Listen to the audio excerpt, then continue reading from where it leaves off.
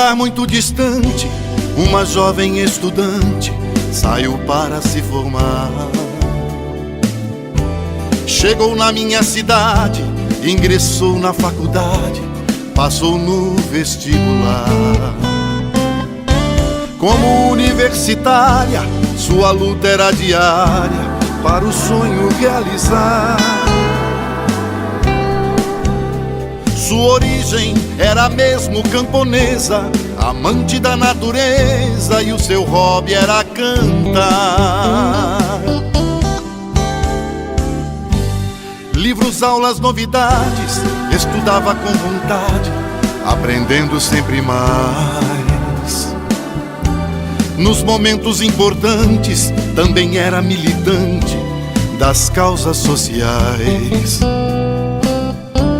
Essa universitária, com o seu chapéu de palha, agitava sem parar. Seu sorriso, seu olhar e seu semblante era em tudo fascinante, como as noites de lua.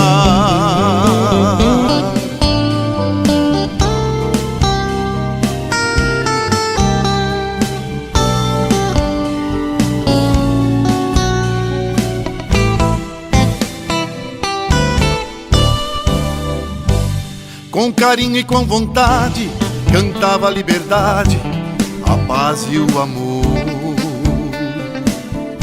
Mas também com alegria, vibrava com as melodias do Brasil interior. Quando o sábado chegava, a praça toda parava para ouvir o seu cantar. E cantava como sempre apaixonada, parecia uma fada fazendo o povo sonhar. Mas conforme os seus planos, já passaram 5 anos, teve então que regressar. De volta pro seu estado, sonho já realizado, começou a clinicar. Da estudante camponesa, cantora sertaneja, a saudade vai pegar. Com certeza, dessa jovem visionária, cidade universitária nunca a esquecerá.